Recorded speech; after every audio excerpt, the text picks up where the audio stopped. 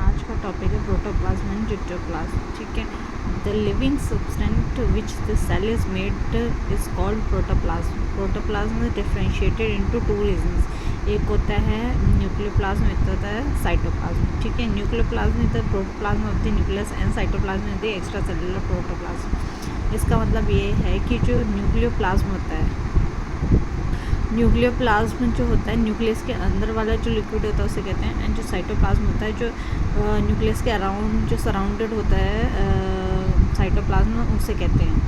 Okay, the protoplasm of the cells contain many non living substances mostly form by the cells. ठीक है, बहुत सारे non living जो things जो cells बनाता है, जो सेल की ग्रोथ के लिए उसकी मेटाबॉलिक एक्टिविटी के लिए ज़रूरी होते हैं वो बनाता है। The substance are collectively called ड्यूटरोप्लाज्म।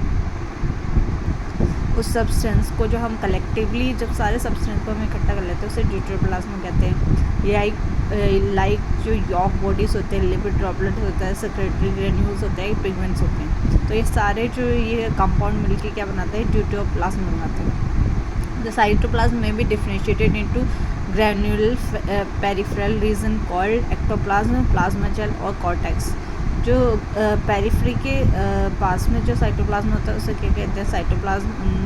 Granular peripheral reason जो होता है उसे एक्टोप्लाज्म कहते हैं, और जो सेल के अंदर होता है जो पेरिफ्री से अलग होता है, generally central region called endoplasm, उसे हम एंडोप्लाज्म कहते हैं। सिंपली ये है कि जो हमारा एक्टोप्लाज्म, एक्टो मतलब बाहर की तरफ, जो जल बाहर की तरफ प्रेजेंट होगा उसे हम क्या कहेंगे, एक्टोप्लाज्म, एंड जो जल सेंटर में प्रेजेंट होगा उसे एंडोप्लाज्म कहेंगे। The cytoplasmic structure include plasma membrane, इसमें प्लाज्मा मेम्ब्रेन होती है, एंडोप्लाज्मिक रेटिकुलम होता है, राइबोसोम्स होते हैं, गोल्जी कॉम्प्लेक्सेस होते हैं, mitochondria and the chloroplast in plant cell and centrioles, the lysosome and the cilia, the flagella and the vacuoles, इसमें ये सब चीज़ें प्रेजेंट होती हैं। Nucleoplasm consist of nuclear envelope, nuclear sap, chromatin, chromosomes and nucleoli इसमें present होता है। Then इसके बाद सेकंड टॉपिक आता है हमारा plasma membrane. The cell is bounded by a lipoprotein membrane which is selectively permeable in specialised cells like nerve cells. जो plasma membrane होती है उसमें क्या होता है, एक लिपोप्रोटीन होता है जो क्या कहते हैं, जो सेल की मेम्ब्रेन को बाउंड करके रखता है, वो सेलेक्टिवली परमिएबल होता है। सेलेक्टिवली परमिएबल का मतलब होता है कि वो कुछ सब्सटेंस को अलाउड करता है अंदर आना और कुछ को अलाउड नहीं करता, तो इसे सेलेक्टिव परमिएबल कहते हैं in specialised cells like nerve cells. ठीक है, कंडक्शन ऑफ इम्पल्सेस के लिए इंपॉर्टेंट होता है, और जो प्लाज्मा मेम्ब्रेन होता है वो सेल मेम्ब्रेन के साथ मिलकर क्या बनाती है, सेल वॉल बनाती है, जो हम किस में देख सकते हैं, लाइट माइक्रोस्कोप के अंडर देख सकते हैं। जो प्लांट होते हैं, प्लांट जो सेल होते हैं उसमें cell membrane is surrounded by cell wall. Animal में सेल मेम्ब्रेन प्रेजेंट नहीं होती, और जो प्लांट होता है उसमें सेल वॉल प्रेजेंट होती है। फिर देन आता है Golgi complexes, consist of system of smooth membrane in the form of cisternae and vessels के फॉर्म में क्या होता है, प्रेजेंट होता है। System of smooth membrane, it is smooth membrane in the cisternae and vesicle. Various functions have been abstracted by Golgi complexes. The main function is the concentration and budding of secreted products and carbohydrate synthesis. तो इसका main जो function होता है Golgi complexes का, वो क्या होता है कि वो क्या करता है, सेक्रेटरी प्रोडक्ट्स बनाता है एंड कार्बोहाइड्रेट सिंथेसिस में इम्पोर्टेंट रोल प्ले करता है। Scattered through the cytoplasm are granular or rod-like bodies called mitochondria. ठीक है, जो फिर आता है इसके बाद माइटोकॉन्ड्रिया। तो ये क्या होती है, स्कैटर्ड होती हैं, साइटोप्लाज्म में स्कैटर्ड होती हैं, और ग्रैनुलर भी हो सकती है और रॉड शेप भी होती है। इसके टू शेप्स होते हैं, ग्रैनुलर भी हो सकते हैं और रॉड शेप भी हो सकते हैं। दे कंटेन एंजाइम्स, ठीक है, जो क्रेब्स साइकिल्स में और ऑक्सीडेटिव फॉस्फोराइलेशन में हेल्प करते हैं। Mitochondria have been called the powerhouse of the cells and the center of the cell respiration and release of energy.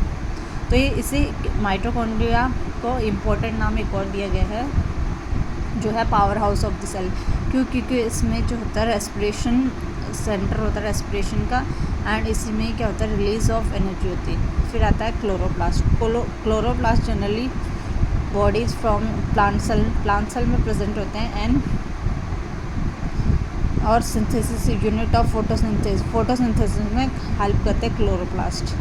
Only ये किस में प्रेजेंट होंगे, ये एनिमल में प्रेजेंट नहीं होंगे, ओनली किस में प्रेजेंट होंगे, प्लांट्स में प्रेजेंट होंगे। देन आते हैं lysosomes. Lysosome particle contain of hydrolytic enzyme enclose with in A lipoprotein membrane. ठीक है, लाइसोसोम क्या होते हैं, हाइड्रोलिटिक एंजाइम्स होते हैं जो क्या कहते हैं लिपोप्रोटीन मेम्ब्रेन के अंदर बाउंड होते हैं। The lysosome have been called suicide bags. Suicide bag enzymes से कहते हैं क्योंकि ये ब्रेक डाउन करते हैं, जो डेड सेल होता है उसको ब्रेक डाउन करते हैं ताकि breakdown of the cells. Lysosome concerned with extracellular and intracellular digestion, cell breakdown, penetration of the sperm and initiation of cell division। तो ये किस किस में हेल्प करता है, सेल के ब्रेकडाउन में, penetration of the sperm and initiation of the division, जो सेल का डिवीजन होता है उसमें हेल्प करता है। Cytoplasm contain vacuoles which are fluid filled space enclosed by a membrane. They are well developed in plants but absent from most animal except protozoa। तो ये इसका एक एक्सेप्शन है कि ये ओनली क्या होता है प्रोटोजोआ में form most cell except protozoa में ये प्रेजेंट फ्रॉम द प्रोटोजोआ में प्रेजेंट होता है और किसी एनिमल सेल में प्रेजेंट नहीं होता है। In both plants and animal cells have hair like structures called cilia and flagella. ठीक है, बहुत प्लांट और एनिमल सेल में छोटे छोटे हेयर लाइक स्ट्रक्चर्स होते हैं जिसे हम फ्लैजिला कहते हैं या फिर सीलिया कहते हैं। फ्लैजिला एंड सीलिया कहते हैं। At the base of the cilium and flagellum is basal body kinetosomes होते हैं उसके बेस नीचे की तरफ। Eukaryotes have nuclei which are bounded by double membrane nuclear envelope form by pores. ठीक है, eukaryotic cell and prokaryotic cell में जो न्यूक्लियाई होता है, जो यूकैरियोटिक सेल में न्यूक्लियाई होता है डबल मेम्ब्रेन में क्या होता है प्रेजेंट होता है न्यूक्लियर एनवेलप परफोरेटेड बाय, उसमें क्या होता है छोटे छोटे पोर्स होते हैं। Nucleus is filled with A colourless fluid called nuclear SAP. उसे हम क्या कहते हैं, न्यूक्लियर सैप होता है, वो एक कलरलेस फ्लूइड के अंदर बाउंड होता है। Within the sap is a network of chromatin. The nucleus may contain one of the more nucleoli which are the storage site of RNA. Nucleus may contain one or more nucleoli which are storage sites of the nuclei RNA. During cell division, filamentous bodies called chromosomes appear in the nucleus। क्या होते हैं, cell division के time पे जो filamentous bodies होते हैं जैसे हम क्या कहते हैं क्रोमोसोम्स कहते हैं, न्यूक्लियस में अपेयर होते हैं। एंड जो chromosome contain the DNA which act as a template for the synthesis of RNA. और वो क्या करता है as a template, as a base की तरफ वर्क करता है आरएनए सिंथेसिस में। तो आज के लिए इतना ही, थैंक यू।